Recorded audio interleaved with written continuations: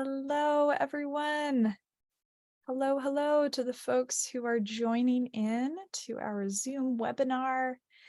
And hello to everyone who is watching on the Facebook live stream. You have made it to this month's edition of the virtual tour of intentional communities. It is September 2023, and once again, we are sitting down with 3 different intentional communities, this time from really throughout North America. We both have a US and a Canadian community here with us. My name is Cynthia, and I will be the host of today's event. I am calling from a intentional community where I live in Vermont, a small eco-village where it is a very hot summer day. So I'm happy to be indoors, sitting down, and looking forward to learning about these communities. And this month we have CoHousing Houston, Junction Village Guelph, and Silver Sage Village joining us. And I think for this month, it really is showcasing a diversity of models of community living, from the very intentional co-housing development to the maybe more organically forming village in transition to community building, and then a community with more of a focus on providing a community for adults and supporting with the aging process in community. So very interesting to compare and contrast these different models. I also want to share that this event is now being hosted in partnership between 2 organizations, the Foundation for Intentional Community, FIC at ic.org, and also an organization that I have started called Community Finders, which is really a support network offering a variety of programs to help individuals find and join community. And I started this organization after several years being a community matchmaker, doing one-on-one consultations with people to help place them in communities, and previously in a director role at FIC.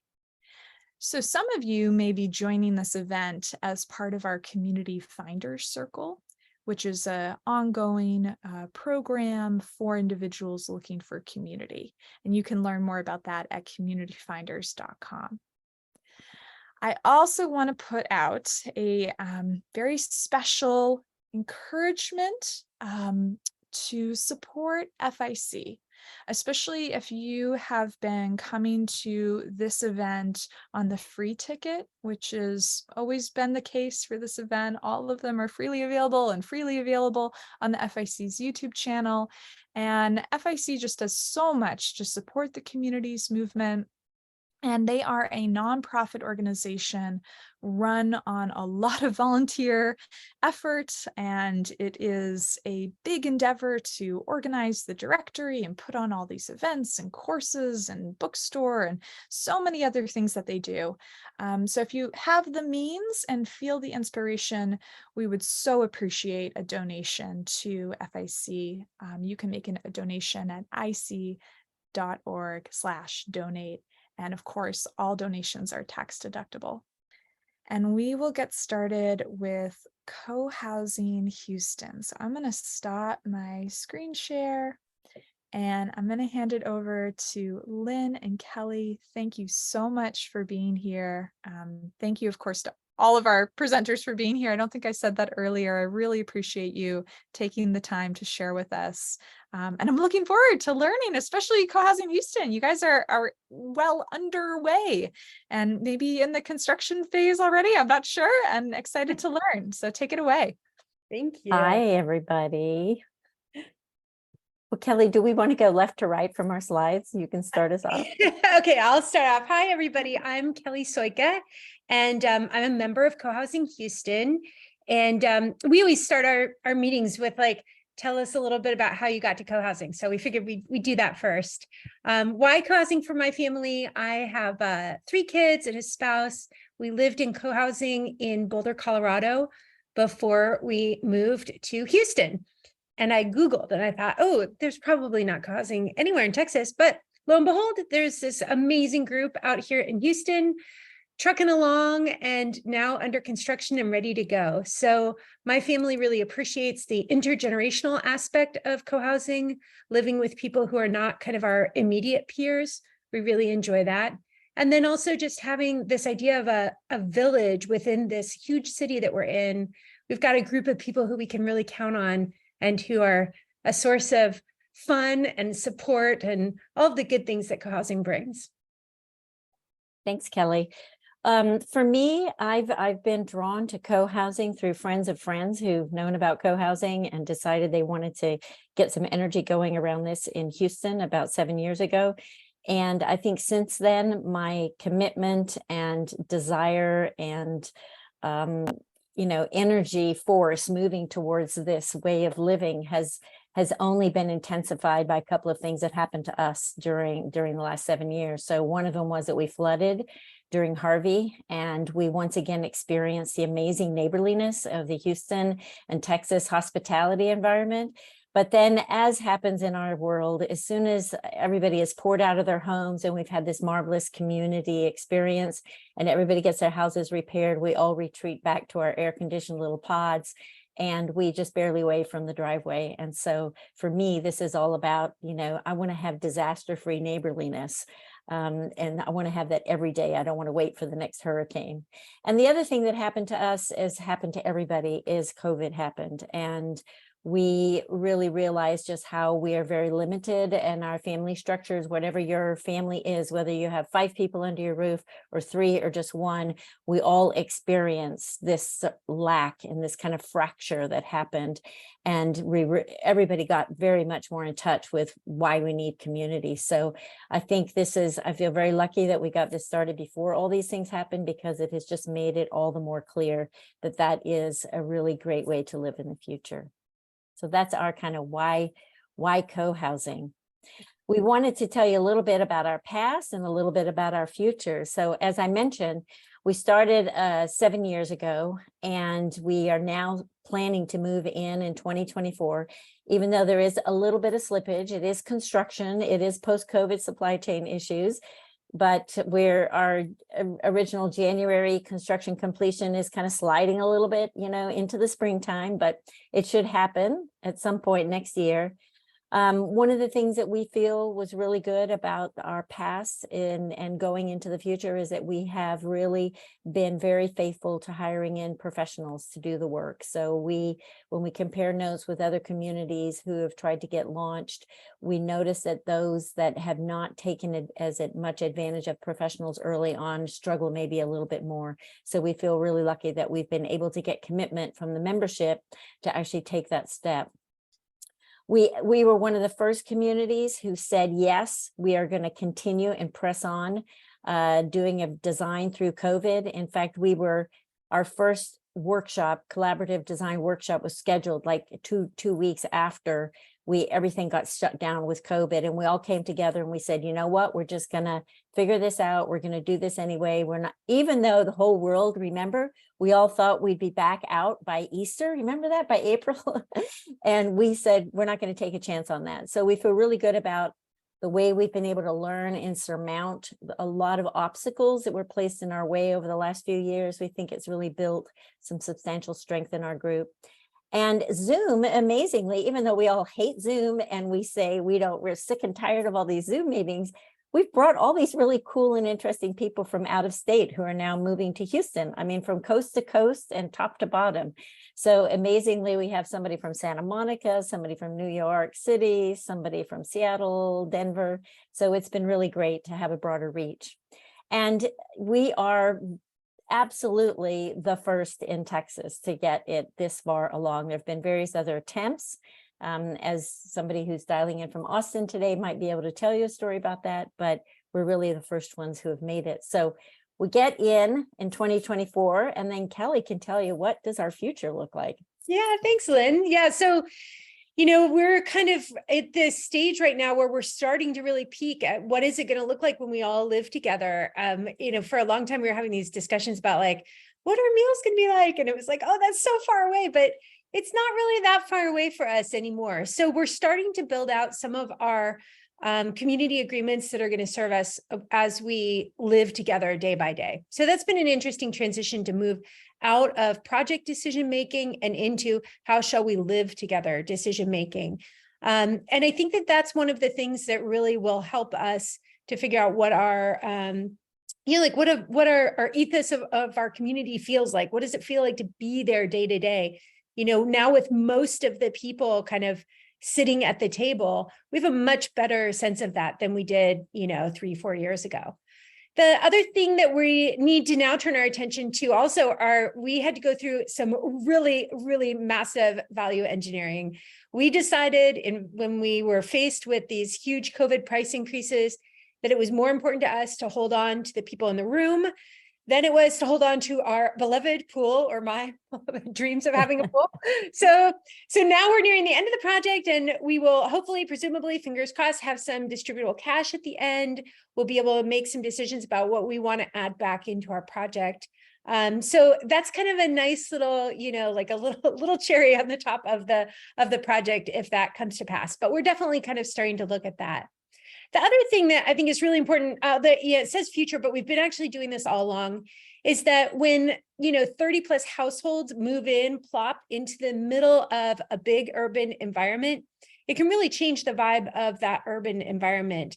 And we don't really want to kind of swing things necessarily in our direction, but rather be a support to the existing neighborhood that's there. We've got a local school, we have some local grocery stores that are really a vibrant and happy community.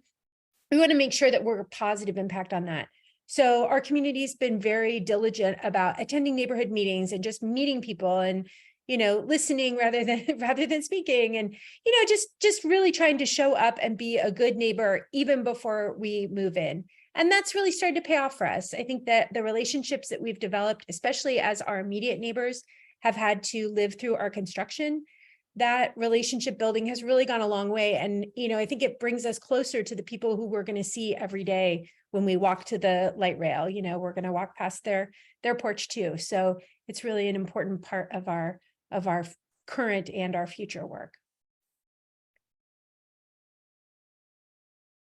Okay, we've got one about what makes us unique. This was one of the questions, like, how are we different from other co-housing or other things in Houston? So I think that one of the things that makes us different from other co-housing is that we are in Texas. I think that that's just one of them. We're the first, we've made it this far. We are also in a very large city. I think most people don't realize how big Houston is. We're the 4th largest city in the US.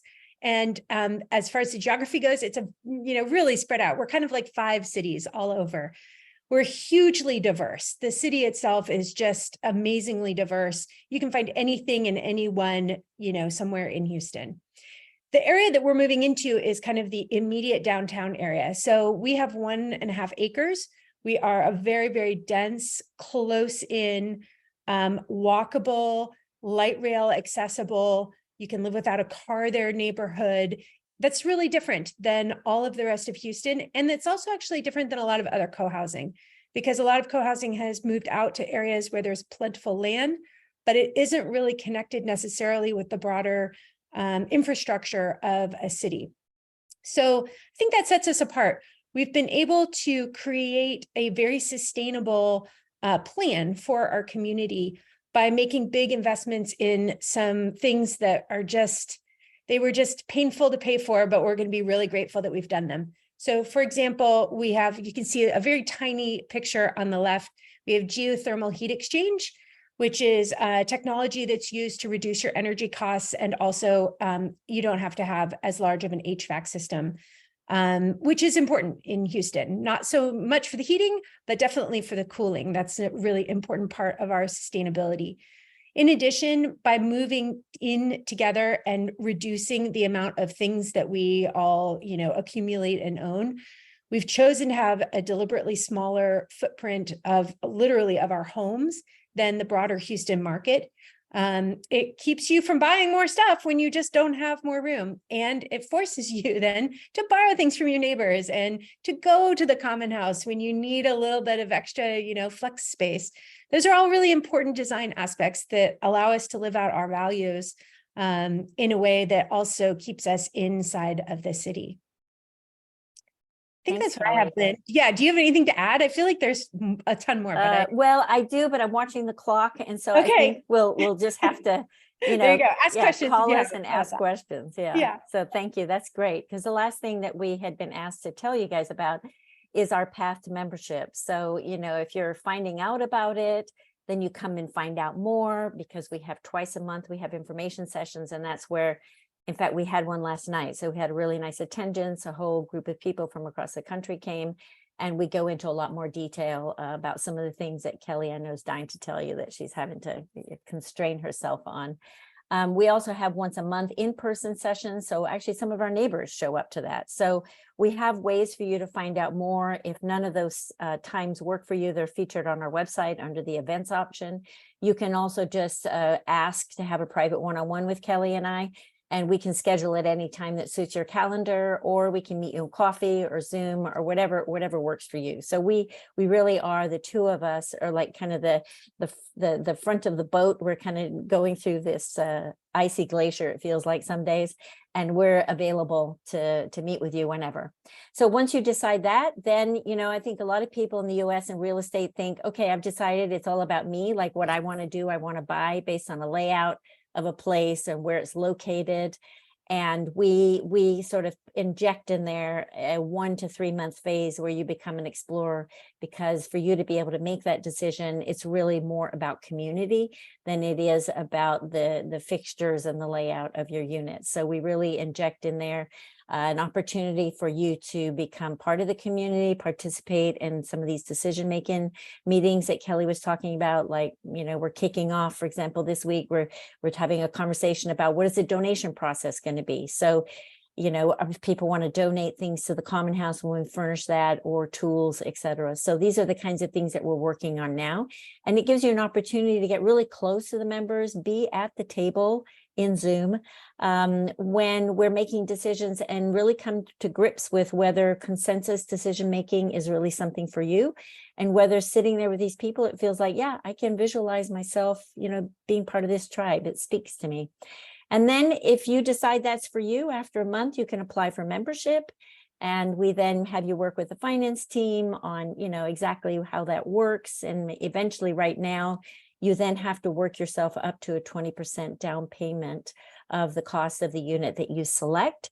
And then next year you get to move in. And once you've become a member, you then are fully voting in these decision-making meetings, as opposed to just offering your opinion and getting a feel for what's going on. So I think that's everything that we were going to present to you today. So I see there's questions popping up, and Kelly and I've answered a couple, or Kelly's typing right now. So Great. Thank you so much, Kelly and Lynn. What a great presentation. We also had some comments of people saying that that was really well thought out and designed, your just presentation, and seems like the project is well on its way to success. So congratulations, the first co-housing in Texas. yay. Yeah, awesome. I also really appreciated what you were sharing about the relationships with the other neighbors in your surrounding area. I think that's something that, well, for any community, frankly, even in a more rural area, but especially in a more densely populated region, it's so important to be thinking through that. You know, we say we want to create community, but wait, there's also an existing community in that region. So I know we had a question in the Q&A box about that you just answered, but I wonder if you could share a little bit more about the reaction of the locals and strategies that you've implemented for building those relationships and how it's been going. Yeah, well, you know, I was thinking about, when I was responding to that, one of our neighbors who's pretty close to our actual site, he's across the street. And I mean, so he's living through our construction and we're not, right? Like he's hearing the concrete, you know, get delivered and get poured and all of that stuff. But we've put out flyers when there have been kind of important events coming up. We've gone door to door and either, you know, chatted with people or handed them a flyer with like, here's our direct phone number, like call us if this is frustrating, annoying, you have questions, like whatever, because that's what I would want. And let me just tell you, like, no developer in Houston is doing that, like, at all, And so it's just been really nice, to be able to open that up. And we can't like fix it or solve it, but we can at least be empathetic, and we can at least like warn him, like, hey, they are going to come and pour the concrete for the common house. It's happening, and I'm really sorry that, you have to live through this, and promise you're coming over for dinner, like that's what you do when you are coming into a space, and it's on you to reach out to the neighbors, and it's not on them to reach out to you. And so I feel like that's been a really positive thing. Oh, Lynn, do you want to talk about the daycare too? Or like, Oh yeah. I mean, there's a daycare across the street. It's just a private in somebody's home. And the first day that they saw equipment on the property, because we had already put these flyers out there, they knew who to contact. And she texted me, and she sent me some photographs of the trucks on the site. And she said the kids are really excited. There's a bunch of there's like 22 kids, and they're, 4 and under. And the kids got so excited about this project that they have it as part of their weekly routine to go over to the fence line and look through. And our neighborhood engagement team lead, she suggested that we buy them little vests, the safety vests and hard hats, and we donated those to the kids. And then they had this whole big photo shoot, which we share as part of our normal presentation. So, and in fact, just a couple of days ago, she called me and she said, there's this weird truck has been out there Sunday mornings, has been going onto the site and taking things off the site. And is this supposed to be happening? So we were able to give that information to the general contractor supervisor, and he clarified it with the team, and all was well. But it was really great for some of these workers to also know that they are being watched, And we've also had another neighbor call us and tell us before we tore down, there was an old kind of, bunker that was about to be demolished there, an old work hall, and the door had flown open during a storm, and one of the neighbors called us to let us know that the door was open. And did we know about that? And was that a concern? So like Kelly said, they have been, I think, even though construction is not familiar for them in this neighborhood, it's been a very quiet, stable neighborhood for many decades. There hasn't been a lot going on. The kind of revitalization and turning over is a fairly new thing. This area, collection of streets, has not really experienced it. So it's been a bit of shock to their system. And just knowing that they can call us, and that phone rings either in my pocket or Kelly's pocket. We have a virtual phone number that we transfer between the two of us, and it's also posted on the fence, I think has been very, very comforting to them, because they call us, we answer. I mean, pretty much 99% of the time we pick up that phone immediately, or we call right back. And we're hoping that's building the kind of goodwill that we intend to be having with our neighbors in the future. Totally. That's great. Those are great suggestions for future co-housing projects to keep in mind. And then I just wanted to verbally share a question that came through the Q&A box. How did the original organizing group meet to get started? And Kelly had shared that friends got together and then held a public meeting to generate broader interest. And how long ago was that? Like, how so what happened was in January of 2017, there was this couple who started, trying to get the snowball going.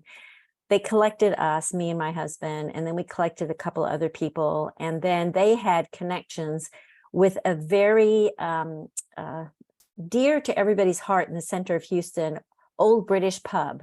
And we were able to get a free room in that pub once a month. And so we started having monthly public meetings that we would just put flyers in coffee houses, Facebook. We started a Facebook page, we started a website, and that got us enough momentum so that by November of that same year, so 10 months later, we were able to host a Getting It Built workshop by Katie McCammett. And we brought her in. She did a big event on the Friday night, which we advertised on NPR, and we got 150 people. The reason why that was so successful, we believe, is not because of any of our marketing, but because people were very, very curious about a new cultural center that had just opened in Houston, and we were able to secure the auditorium for that evening. It's a new Asia Asian Cultural Center in Houston. And so a lot of people wanted to come see that. And we just happened to be what was being featured that night. But nevertheless, then the next day, Saturday, Sunday, we had the 2-day workshop. We managed to get 35 people to sign up for $450 a pop. And that is really what really launched us, because by the end of that weekend, Katie McCammon and Chuck Durrett, made everybody stand up in the room and say, okay, what team are you on? And when will you have your charter written? And when is your meeting going to be? And it all had to happen before Christmas. And we were like, oh, this is never going to happen. But they made us commit in a way. So when we came to January of 2018, we were off to the races, formed into teams, and then seeking a site to build on. Ooh, wow. Yeah, I get goosebumps thinking about that. Just the energy and the momentum and commitment. And it speaks to your point earlier about the importance of having professionals on board early on. Yeah. Great. Good. Well, thank you. Thank you so much, Lynn and Kelly, and to your continued success. Yeah. Thank you, everybody. Thank you. Thank you. All right, so next we're gonna travel across the border. We're gonna head on up to Ontario, Canada, and we have with us Mike and Mary Kate from Junction Village Guelph. And I'm really, really excited to, just connect with you two and learn about what you've been doing there in Ontario. Just everything I've read on your website seems very cool, like a new model, for community building. So please share with us. Yeah, thanks. I'm Mike, and in some ways, I think we're actually doing everything completely opposite to the presentation that we just had. So it's kind of interesting. I'll let Mary Kate introduce herself. Yeah, I'm Mary Kate. I really came to this. I think the first question was kind of, how did you come to be part of community? And I feel like I've always thought that I would live in community of some sort, but originally, before Mike and I met, I thought I had to go somewhere very far away and create an eco village and ask a lot of people to come and join me there. And then when Mike and I met, we kind of realized that this very urban space that we lived in was actually the perfect place to start to create an intentional community together. So that's really what's grown over the last while. Yeah, and I realized when I was putting this together that I grew up on canoe trips in northern Canada my whole life, and I loved the group bonding that happened on canoe trips, and I really developed a kind of a calling to create that, and I ended up getting an outdoor education teaching job in which the whole premise was to build community. So I worked there for almost 20 years, and it was like my dream job. Thought I'd be there for my whole life, and then when Mary Kate and I met and we had 3 kids, and my work was about an hour away, and I noticed that I wanted to be closer to home, and so I actually quit that job and ended up, we started creating community in our own neighborhood. And I realized just how much both community and nature were. So we really intertwined both of those into our local community. Those are our 3 kids that kind of changed everything. And this was us when we went to India when we first met almost 17 years ago.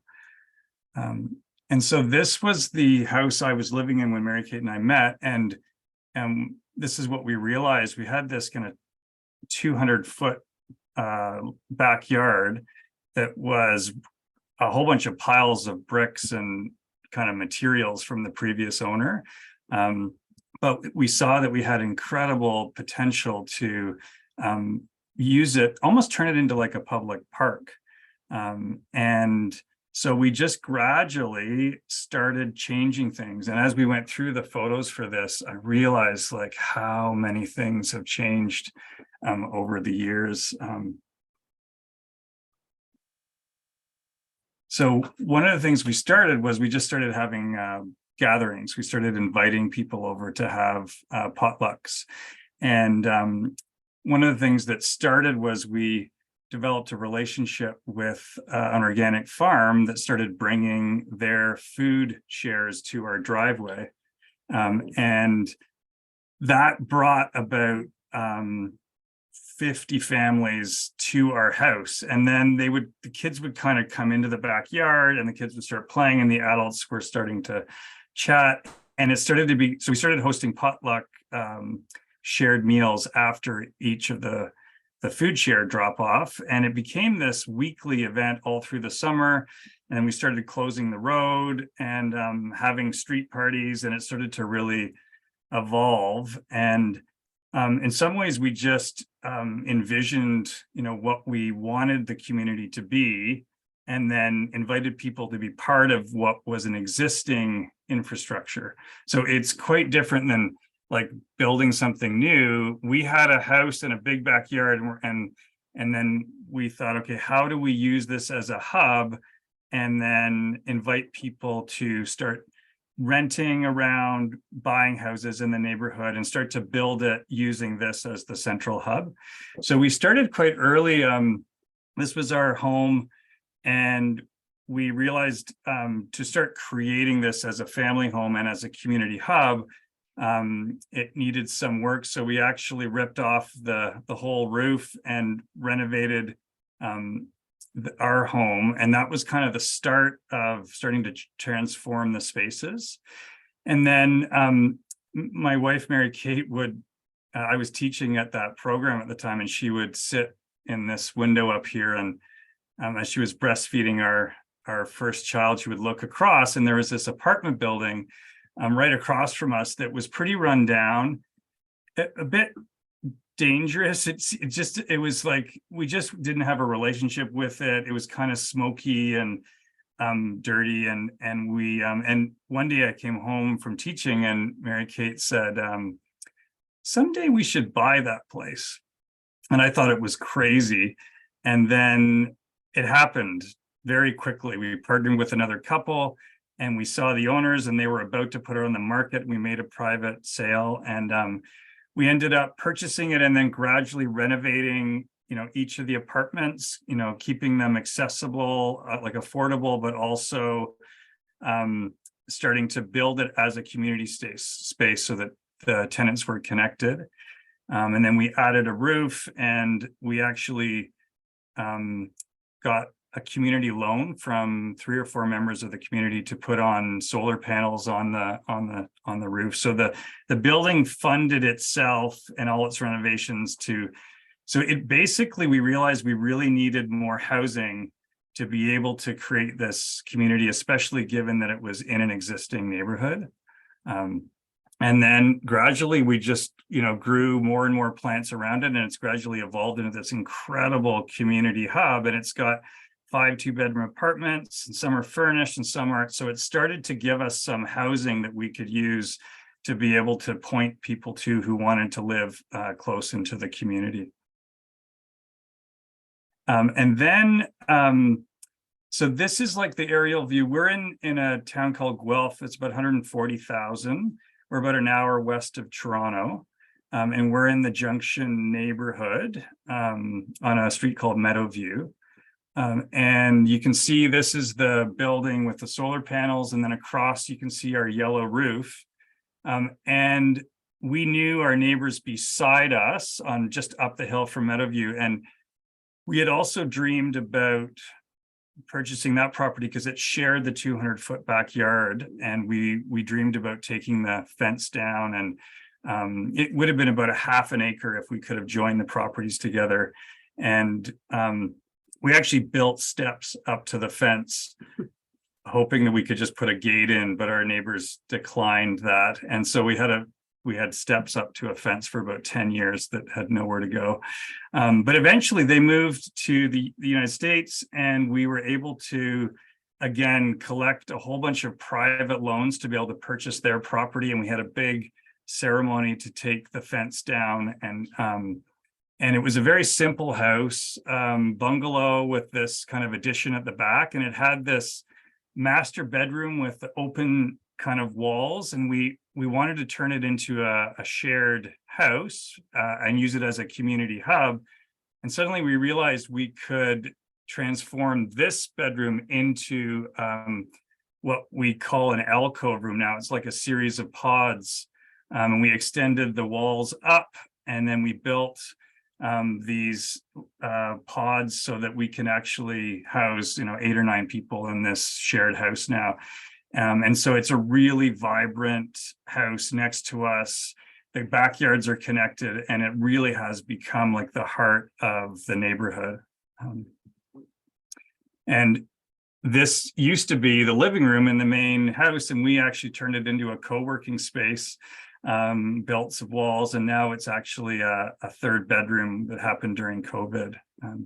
And this is at the back. It used to be a woodworking shop. And we, during COVID, turned it into an office, and we've actually built, found used office walls, and we've built it up. So during COVID, we actually turned this into an office. And then in the back, we've got a co-working space that used to be in the main house. Yeah, do you want to pick it up from there? Sure. And so one of the things that we used to do a lot of was, and we're still doing a lot of, is just these community gatherings.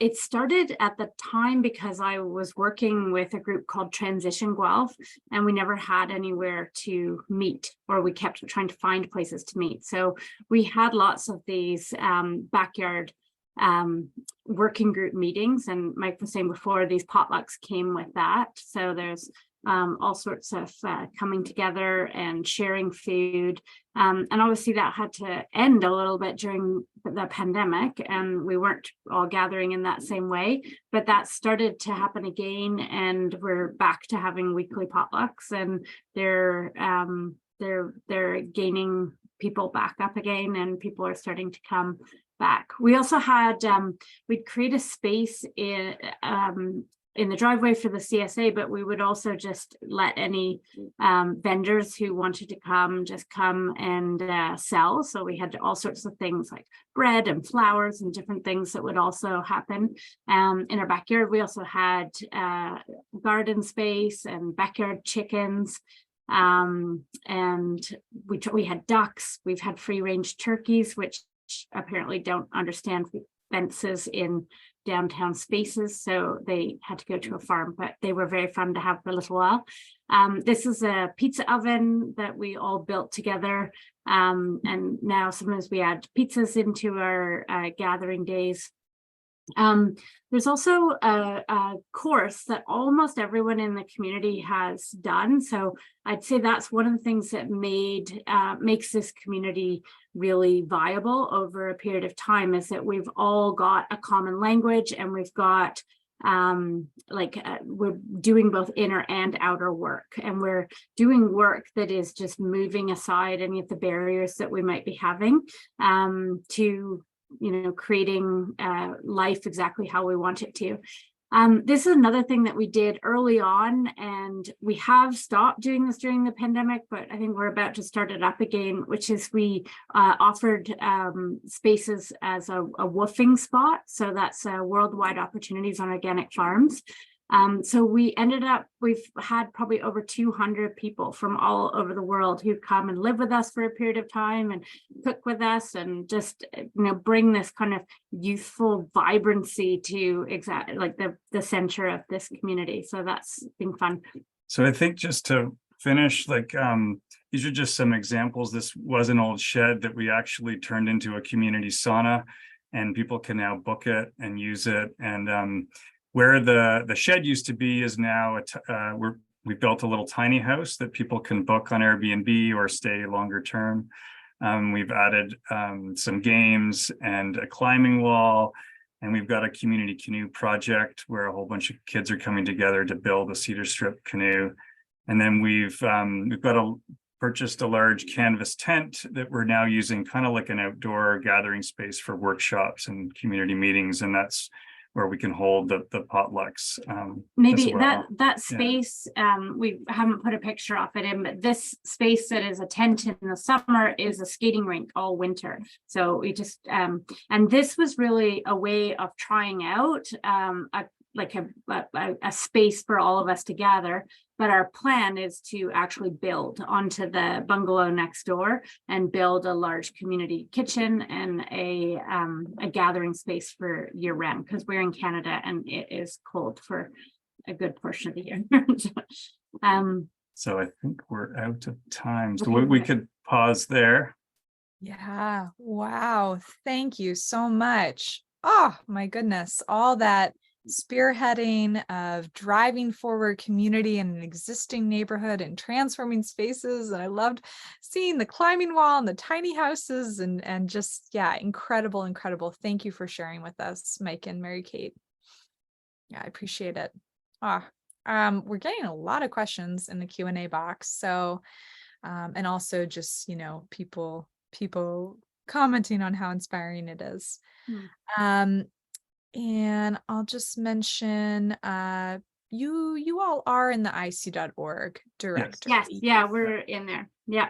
Yep. So Patrice, they are definitely in there.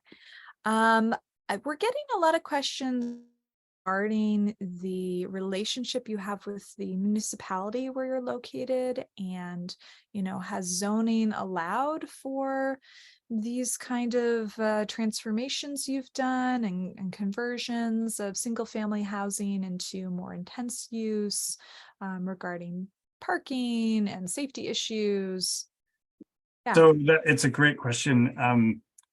We are a little under the radar. We find that we do things really well, and then often the zoning will catch up later. It's like, oh, the thing we built is now legal. So there's an element of like doing things well and trying to be, we want to also be a model, and we don't want to hide things, but also sometimes it takes a bit for the municipality to catch up, and it is, but we don't let that stop us from making things happen. We do joke that if we ever wrote a book, there's a chapter that says everything we want to do is illegal. But Guelph has just changed the bylaw so that all of the backyards in Guelph that have enough space can now have an accessory dwelling unit. So we actually already have one ADU, and we actually have a proposal that's coming this week to split this office space that we showed pictures of and create an accessible seniors space. So one senior would like to pay for the renovation of another ADU on this property. So I think that might happen in the next month or so, that we'll start applying for permits for that. So yeah, we try to stay within the boundaries of what we're allowed, but I'd say sometimes we have our toes right on the line and we lean over it a little bit. But we have a nice relationship with the municipality. They let us close the road and have parties and have gatherings like there. Yeah. Good. I'm really glad to hear that. Do you think their changing of the zoning permission for accessory dwellings was due to you all in part in your work? I think it's across Ontario that's happening. So I don't think we can take credit for that at all. There's a housing shortage in Ontario, and so there's a real move to try to create more housing that's not just suburban developments. Yeah. Oh, good. I'm really glad to hear that's underway. And just following the chat and the Q&A box, there's a lot of conversation brewing around affordability and the housing crisis across North America. So good. Let's see. This is a question I had. You mentioned really briefly there a common language course that everyone in the community has taken. Can you speak to more about what that is? Sure. So I think each community is going to find the thing that actually is the right one for them. But I just know that this is the glue that has held this community together. So the course that we're involved with is one that's called On the Presence. And it's taught by a man who is from the Toronto area, came from an acting background. His name is Lawrence Follows.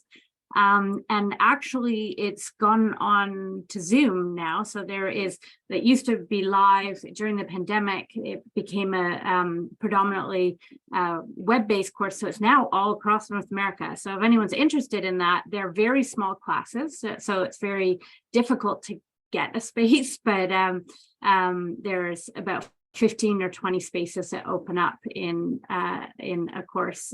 There's one starting in September, but I would say that work is the source of everything that we've done, because what it has done is like really put power into our speaking, really create the ability for us to communicate together as a community at a very high level and really create successful relationships together and negotiate conflict in a really excellent way. But it also has opened up for us the ability to see possibility.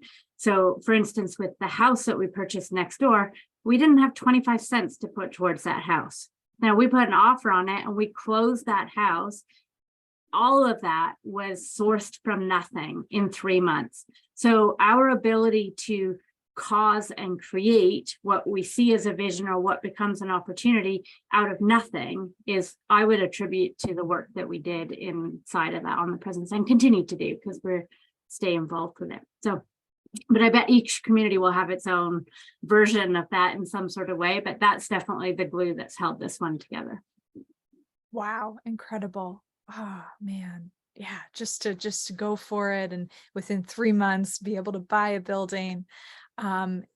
Yeah, I think there's more questions about how to learn, how to get more information about the course. So maybe if you could put that in the chat.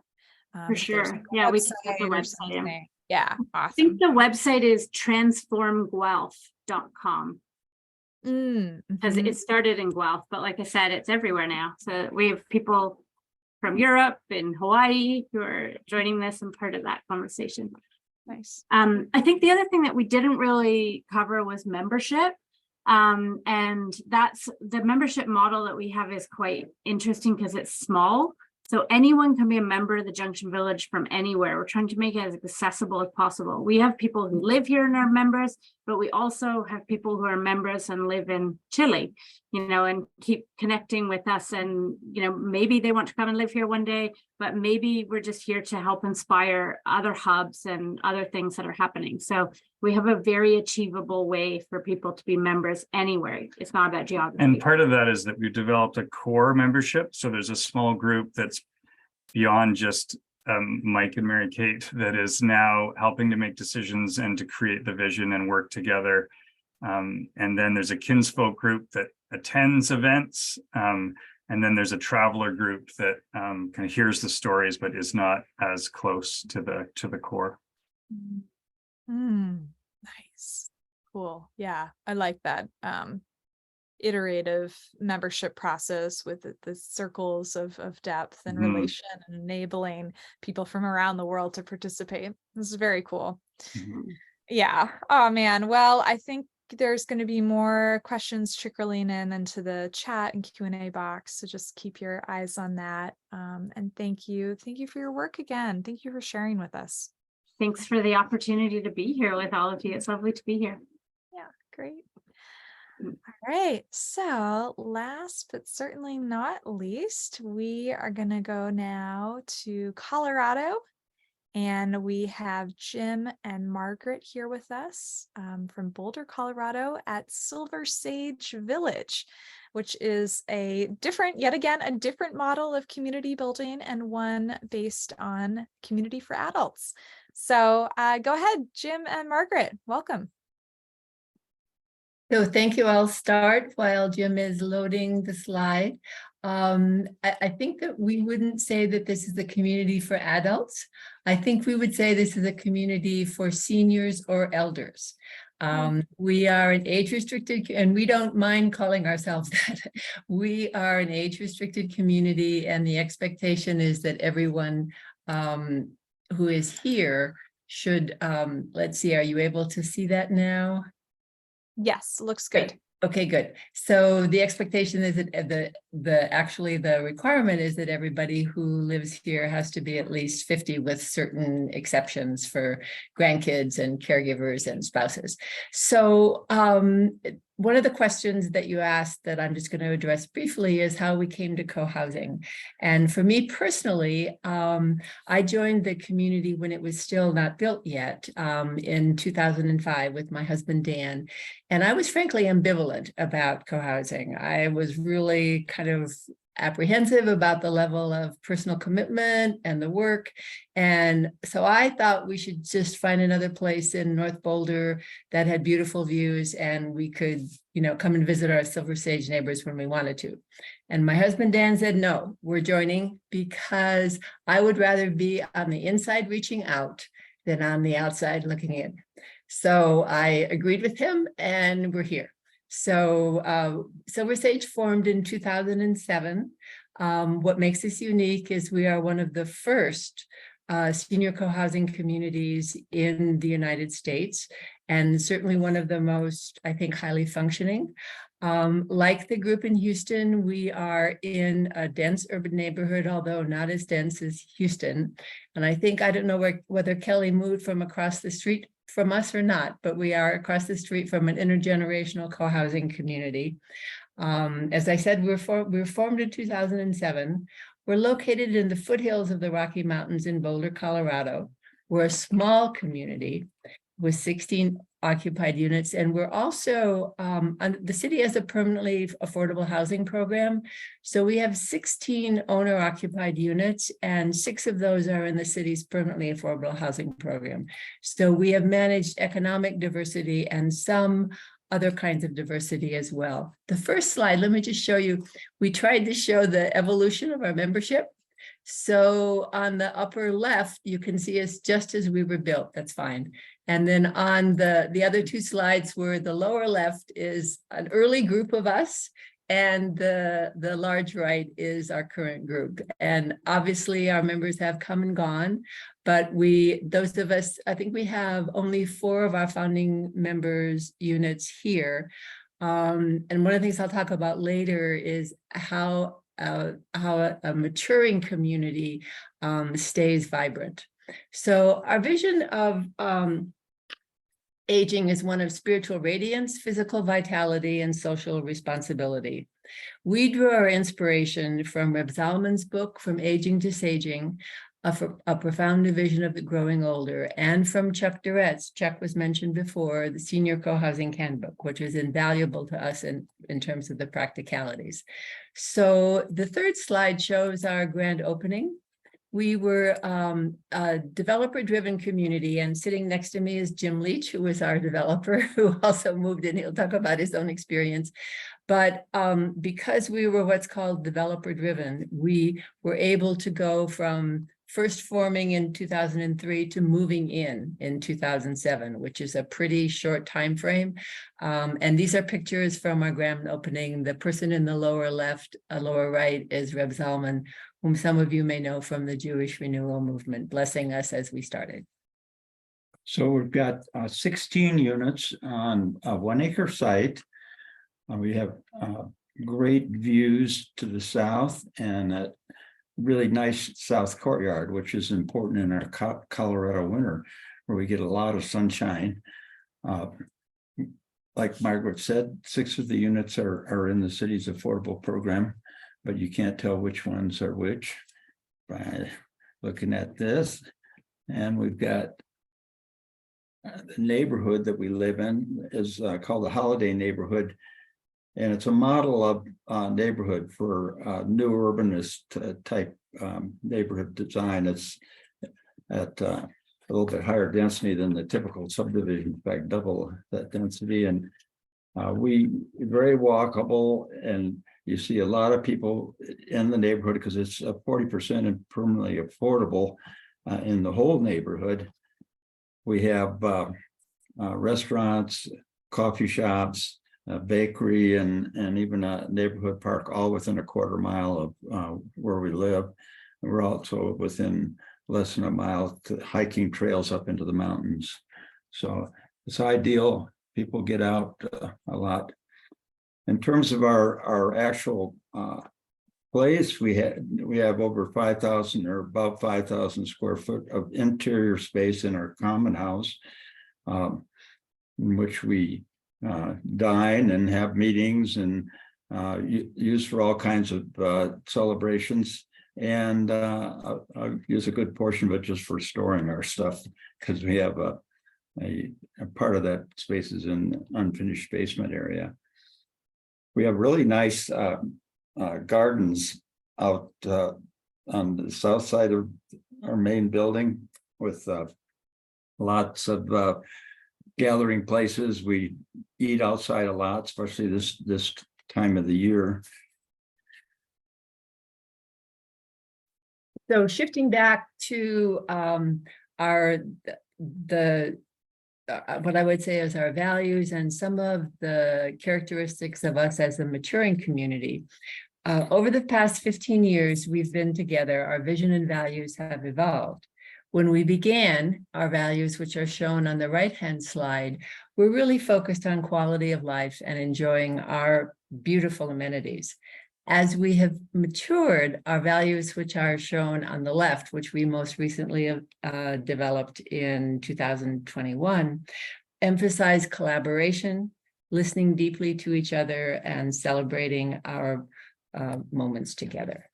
We use quarterly self-facilitated listening circles on some aspect of our community life, often aging together, to learn more about each other apart from the business of running the community.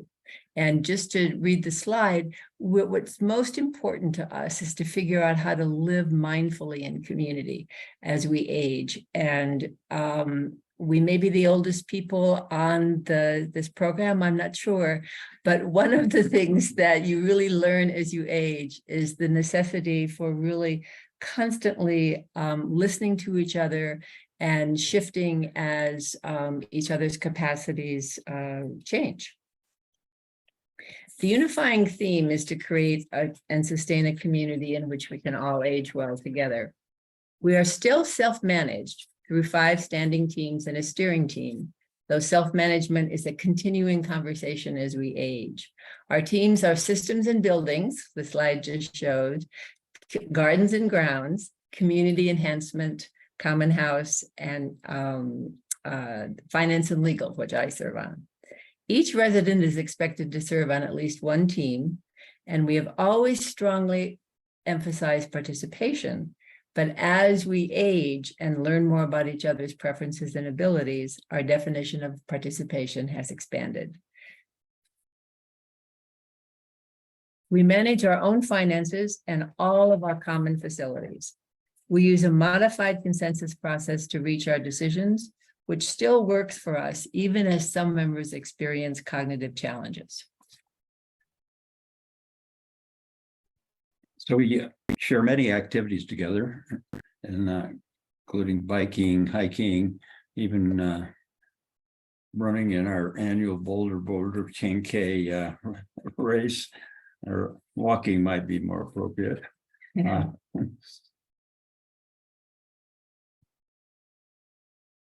Right near the right next to the Rockies, so it's easy to get up in the mountains for some really fantastic hikes.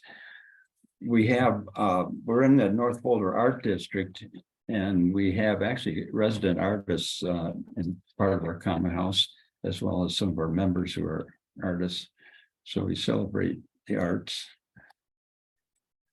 And we celebrate our diverse traditions. One of the characteristics of our community is that even though we're really small, I think we currently have 28 members, we have a fair amount of diversity in terms of our life experience, as well as our spiritual traditions.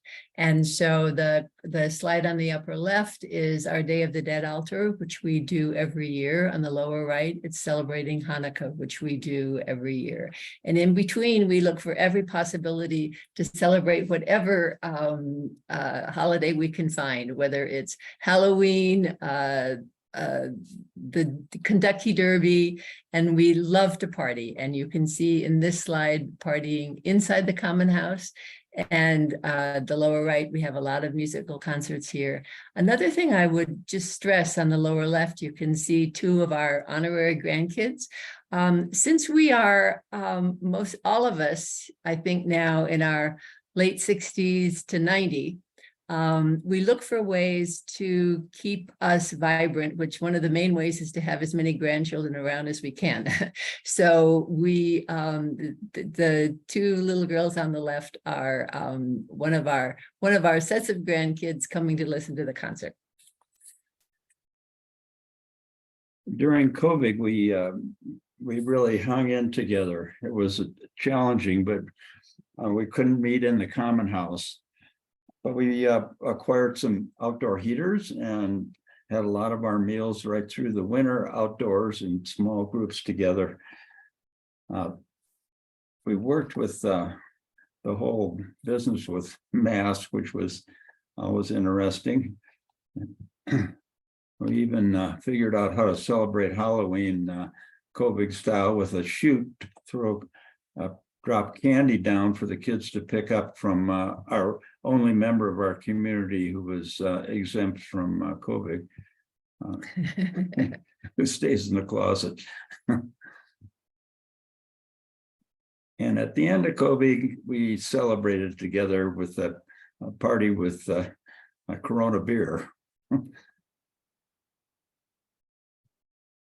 So this is our last picture slide, and I want to pause on it for a minute just to talk about, we were asked to talk about lessons learned as well as our goals for the future. So as I alluded to before, I think our lessons learned, particularly in an aging community, are resilience, flexibility, and embracing and working with differences, whether those are differences in terms of our life experience, whether those are differences in terms of our capacities.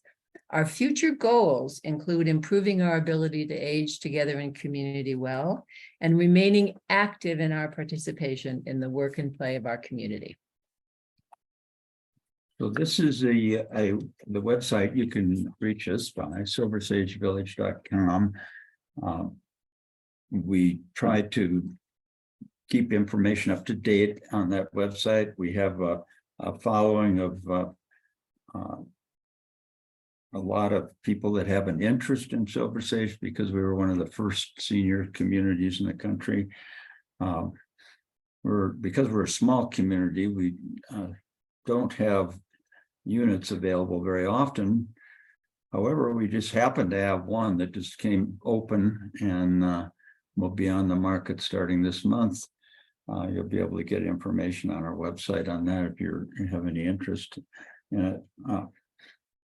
Our membership process with new people is a series of conversations we try to have with interested buyers to help them really understand what they're getting into, the commitments they need to make. And the way that we see co-housing compared to other, especially senior housing options, is if you compare the typical senior option where you move in and things get taken care of pretty much by professionals, including meals and other things. That is sort of the equivalent of signing up on an ocean liner for the rest of your life. We're more the bare boat version, where you're expected to man the sails together, and it is a whole different type of experience, and it's for people that are really proactive about how they want to age and how they want to do it in a collaborative way. So senior co-housing is not for everybody, but it is working for a lot of us, and it, I think, answers a lot of the questions ranging from only loneliness to better health to just feeling better about your senior years. So we asked our prospective buyers to attend one or more of our community meals, a formal orientation, and a feasible one or more of the community or team meetings. And we asked our sellers to collaborate with us, which they have to date, to help us find buyers who really are a good fit for the community. So it's a collaborative effort. not one that's regulated by very much other than our own intentions. So that's kind of concludes our presentation. We can answer any questions. Thank you, Jim and Margaret. Thank you so much for that presentation. I loved seeing the photos, all the celebrations. It just looks like such a rich, wonderful place to live. Yeah. How lucky you are to get to live there. And I think it's inspiring for people to know that you exist and this model is possible. Yeah, so thank you. And there are some questions. I have a few of my own questions, but let me see. Let me do one from the audience. Yeah, so let's see. Let's go to a question from Carol. I love your model. You touched on it, but can people continue in your community after they need memory care or other kinds of professional care? I could imagine accommodating that, but I wonder how you do it. Should I answer that or do you? Yeah. It's exactly the right question and a challenging one. And I'll contrast what we do with what one of the other first co-housing communities, senior co-housing communities, Elder Spirit in Southwestern Virginia. They have a very formal process and a team that really works with individual members and their families to have conversations about when their community may no longer be the right place for them because they can't receive the support there. We have a healthcare independence agreement, which people are expected to abide by, which means that they are entirely responsible for their own care. We obviously, as good neighbors, will bring meals, take people for walks, watch the pets, that kind of thing, but we do not provide any supportive services.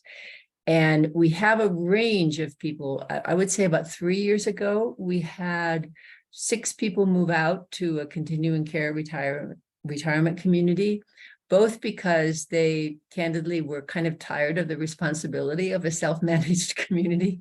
And they also were not as interested in trying to work with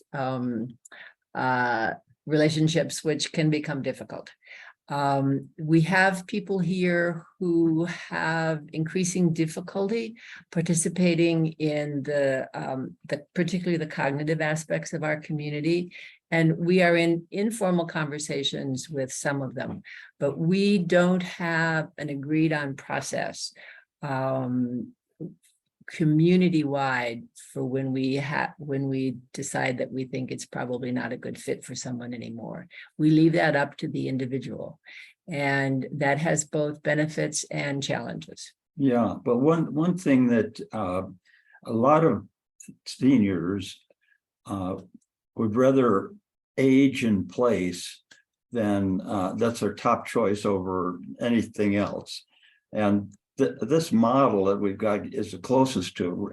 I think people can age in it a lot longer than normal. We've had members actually go right to the end and die in community, and we have a community-based approach that we've used to handling death and dying that I think is very enriching. So it's definitely better than just staying in your old house and living with whatever and having to not have the cross relationships, because people support each other as they age, and especially if the community is functioning well. So I think it's not, there's no sure answer to that everybody's in a different situation towards the end of life, but it gives us some great options. And when I said about resilience and flexibility, those really are two, I think, of the really essential characteristics for people as they age. And chronological age isn't necessarily an indication of one's capacities or interest. The leader of our steering team, which is our board, is our oldest member who just turned 90. And so he's very vibrant. We have some younger people who have more challenges. We have several people who have help brought in regularly, and they're still managing to stay here with that.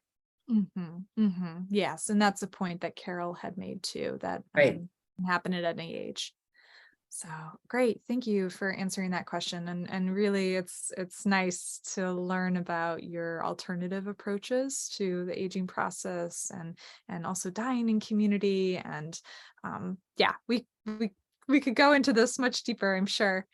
We had a 3-day vigil for one of our members who actually developed pretty severe Alzheimer's and had to move eventually. But we brought her back when she passed, and we had a vigil for her in the common house. It was quite moving, actually. Oh, yeah, that sounds very moving. Okay, well, I think we'll wrap up. I do want to ask one more question, because you had mentioned earlier on that you were a developer-driven community in your formation. And can you speak just really briefly to the difference that made and what's the alternative for people who aren't as familiar with developer-driven versus community-driven? You get to answer that question. Yeah, our company, Wonderland Hill Development Company, has developed over 20 co-housing communities, and we created a model to be able to partner with the communities in developing it. So it's not just a developer goes out and builds a community, but in the early days when we first started, we were really trying to learn about co-housing and how it worked, and we'd have groups of people that would come and say, hey, we formed a community, we found a piece of land we'd like, but we don't know what to do. You know, we need the professional help. And so we put together a model to partner with them on making decisions together and financing the project and getting it built. It's a model that's actually very similar to what the Houston group is using. Katie McCammett and I were partners for a while, and we did put some projects in California together. And the developer model has a couple of advantages. If a developer is actually active locally, often they can find sites and see opportunities. And we were able to develop a database of people that, like, we had a good opportunity for a intentional community like co-housing. We put the word out, and then we do meetings, kind of like the Houston group described. That when Chuck and Katie came and you present the concept to the people and what could be there, and then some people sign up and join. So it's a partnering process, I think, is the best way to describe it. Well, but let me just add but what I mean by developer driven too is Wonderland Hill took all the financial risk, most of it, found the site, got the financing, arranged for the building, and consulted, and then drew members in and consulted with members. We had construction consulting team and design consulting team, but because I think Wonderland was driving it, with collaboration with prospective owners, that we were able to move more quickly, and that has advantages and disadvantages. Yeah, I mean, going back to the bare boat example, you don't need to build the boat. What you need to do is figure out how to sail it. The community part is the most important part, and it's great to be involved at the early stages, because you can help plan what the built boat's going to be like, and feel like you had some input in your own community. But the real essence of the issue is running the thing. And I think that professionally currently there's one other developer on the West Coast that started doing this. Wonderland's no longer doing it, but there are people, and I don't know, there may be often what happens is somebody does a project and then they'll do another one. So there's been in different areas developers crop up. Yeah, Yeah, cool. It's not something that attracts very many developers. It's a lot of work and Yeah. not a high profit item. Yeah, and hopefully more and more as this model becomes more popular. Great. Well, thank you for that. And I'm just, we can everyone listening can kind of compare the co-housing, more developer-driven approach to what we're learning from Junction Village Guelph. And I'm curious if you have thoughts, Mike and Mary Kate. Before we continue the conversation, since we're starting to wrap up, I do want to put into the chat for everyone, this is the link if you have a community that you would like to have come on a future event. I put the presenter form in the chat and we'd love to have you on the program. So yeah, Mike and Mary Kate, any thoughts for you, like working with developers? Did you, or were you no, we haven't worked with the developer, and the limit to our growth and our speed is always going to be the upfront capital. And so I could see there could be huge advantages to that. I mean, we have an empty space at the moment, and we have the potential. We keep trying to buy any other adjacent properties that come up and create groups of people who buy close by. But there's actually a possibility at the moment of creating this co-house with micro units in the spaces there. So yeah. But the limits right now is that all of this is based on our personal loans that we're making happen. So it's not sustainable, and we're at our capacity. So having a hybrid model or bringing in a like-minded developer would make a lot of sense. Yeah. And we didn't talk in detail about the structure, which we have set up a community land trust to hold it, but it needs to acquire these spaces. And so we're right in that kind of sweet spot where we've been doing this for over 15 years, and yet it's needing to now transition into something that has more people involved, and people who are bringing financing, and people who are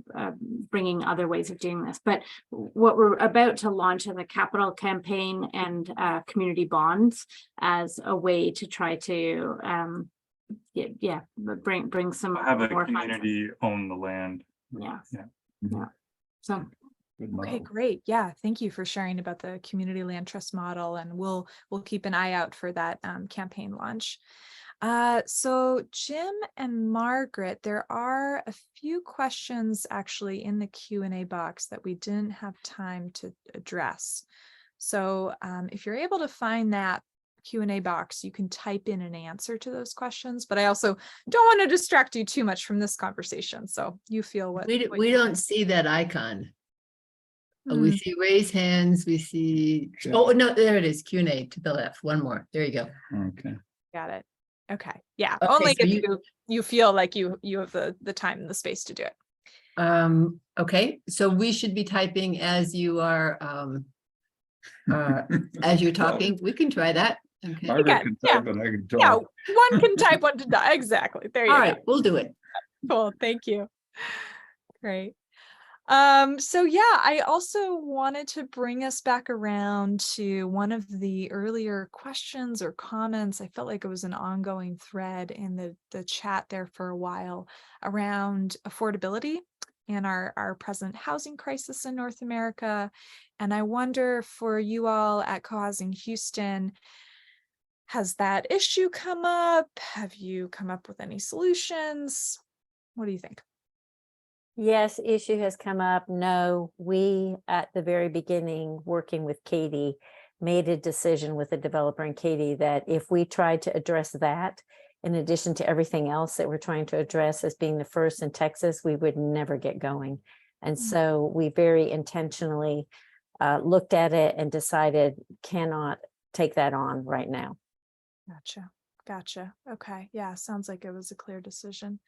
But Go I do ahead. want to say that, one of the affordability things that we have done is that once it was under our control was to not let unaffordability just run away, to not let it, as prices went up, we didn't just kind of keep going and embracing higher and higher prices.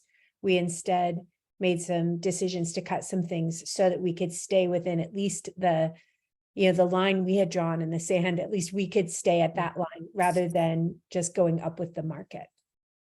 No swimming pool for now.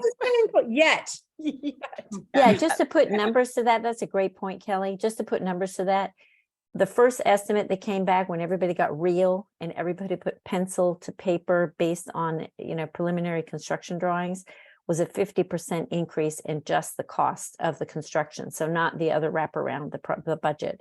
And so then we, as Kelly said, no, we're not. We can maybe sustain for people who had already signed up a 10% increase in the price of their unit, but we're not going all the way down the track to this. And so we all had this, 6 months of shedding of dreams and lots of crying, yes, crying and tears and giving up this, giving up that, because we all had come to love each other enough to know we want community more than we want.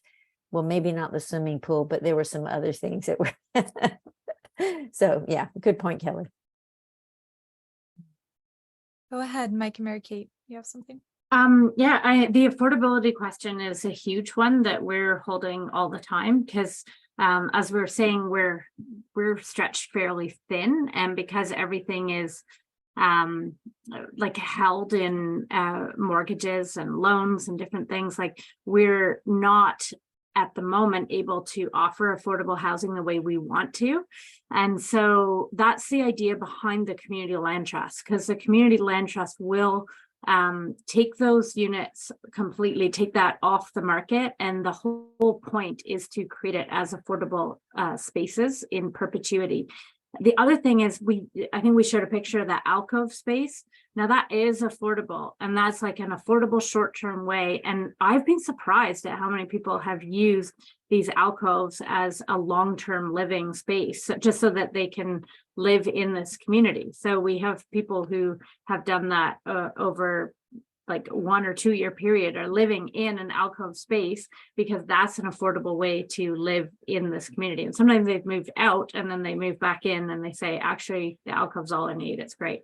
And so we are trying to bring in affordable thinking, but it's a difficult. Well, part of it is having you could call it like a diverse ecosystem of different ways to live, so that people who are in a stage in their life when they're willing to share their bedroom, they could stay in a shared room, but other people who want a private room, it's a little more, but then they could share the kitchen and the living room. And people who want their own private space, it's a little more, but you have these different kinds of places to live that all are different price points that then start to give some access to affordability. Right. Yeah. I love that idea of an ecosystem of different options.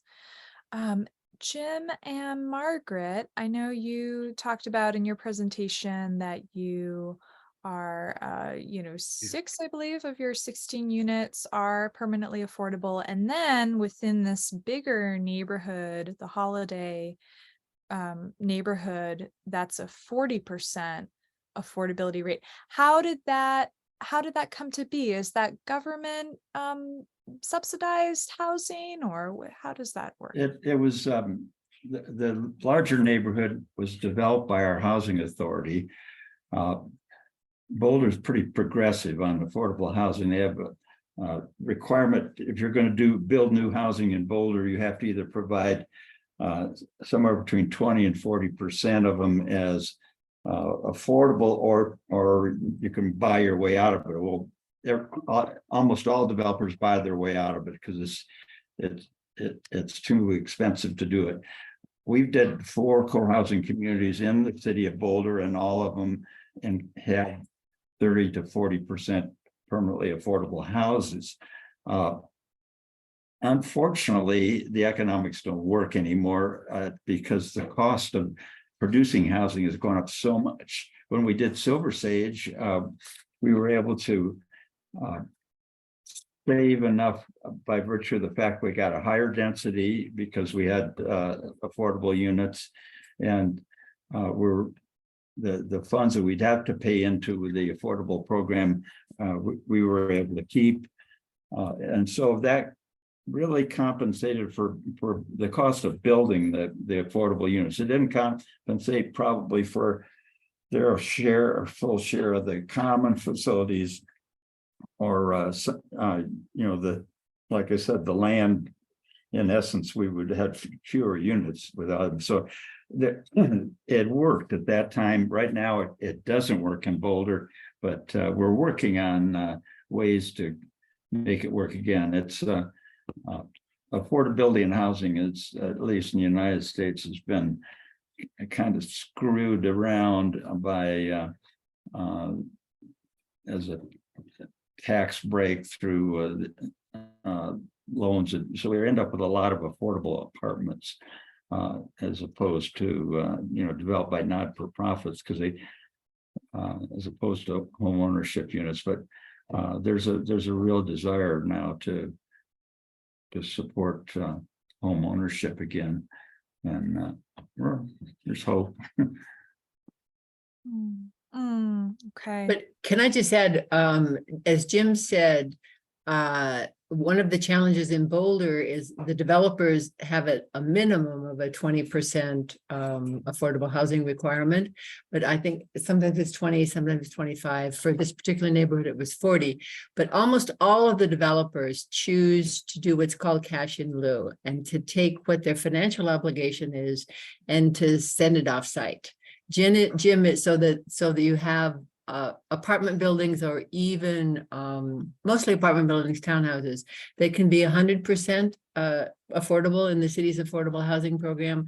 But Jim is one of the very few developers who has been willing to go through the brain damage, frankly, of trying to create communities where you have an economic diversity. And that brings its own challenges. I mean, we have class issues. We definitely have affordability issues in terms of managing ourselves on an ongoing basis. But I think most of us would say we prefer a model where there's some level of economic diversity. I'll just add, if you have time, that it was interesting. Katie McCammett, who's one of the developers, she was Chuck Durrett's partner for years, was here last week, and we were having a conversation about how to bring more affordability to co-housing, because it's a huge question. And she said, and correct me if I get this wrong, that 25 years ago, when she and Chuck really started doing this kind of work, that they made a conscious decision that rather than, and she comes from an affordable housing advocacy developer background, so her values are there. But she said they made a conscious decision that their model was going to be bringing in people who would otherwise be living in single family suburban homes into a co-housing community. And that meant that there would need to be a certain level of income for those people. And unless you have a situation like Boulder mandating an affordable housing requirement, and you choose to incorporate that on site, I think it's very difficult to build and maintain a co-housing community with the amenities that people expect, and have there be very much affordability. It's a reflection of the larger housing crisis in the States, but that's what I think. Well, I think that one point there is that co-housing, Katie and Chuck did sort of choose co-housing would be a home ownership model, not something else. But what we've seen, and actually in our own community, we have 2 of our units that have added accessory units, basically finishing the lower level, and they're rental units, and they're rented at affordable rates. So we're dealing with it that way, and we're seeing that happen. We're also seeing shared homes within co-housing, where more than one person owner will come in, or one owner will come in and rent basically a room. So the idea is, like Mike and Mary Kate are presenting, are infiltrating, the mainstream, like co-housing type of development. And I think that the real issue is how fast can the culture develop. Canadians are a little ahead of us. It's true. Yes. Any other brief comments or reflections? I feel like this is so rich. We could continue going for a long time. I'm really enjoying getting to learn about your communities and the different models and exploring the possibilities, especially on these important questions, and the affordability crisis. I'm seeing a lot of resources coming through in the chat and other comments and questions. I had one thing I wanted to add, Cynthia. Just to say, in the model that we're doing, what's interesting is it's using all existing infrastructure, right? Like we haven't built anything that's new. We might change it and we might do some things. I mean, we have built a couple of things, but for the most part, it's using existing infrastructure. So I think part of developing the communities is like having this diversity of all these different ways that this can happen. And what we're really excited about is how do you just transform how we live in urban spaces so that these existing spaces that we already have in cities, you can just cause those, then you just need someone who's catalyzing it and creating something, and then you can create communities everywhere. And to me, that's the way that we're going to do this rapidly, is by using what's already there, as well as spearheading these incredible new developments. So yeah, that's our tagline, is creating community wherever you are. So anyone, anywhere can cause what we've caused, because it just required doing it, with what you had. Yes. Woo, yes. That's the rallying call for all the people, wherever you are, who feel the calling for community. You can create it, and here are some proven ways to make it happen. Thank you all so much for being here today, for taking the time and sharing your stories with us. And thank you to all of our attendees for your listening and your really great questions.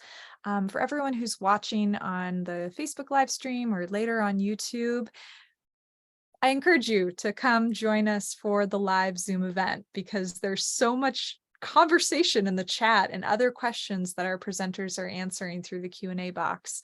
So we do this event every month on the first Thursday of the month, same time, from 2 to 3:30 p.m. Eastern. You can go ahead and register at ic.org/events, including all the other wonderful events that are held through ic.org and the Foundation for Intentional Community, which is a nonprofit organization, and would much appreciate if you want to support them and make a donation. All right, that's all that we have. Thank you once again. Thank you very much. And Cynthia, particularly, thank you for doing such a great job of bringing diverse communities together, because I think it really helps the conversation. Totally. Yes. Yeah, thanks everyone. Nice to have time with you. Bye-bye. Thank you. Bye. Bye-bye. Thanks, Cynthia. This was great.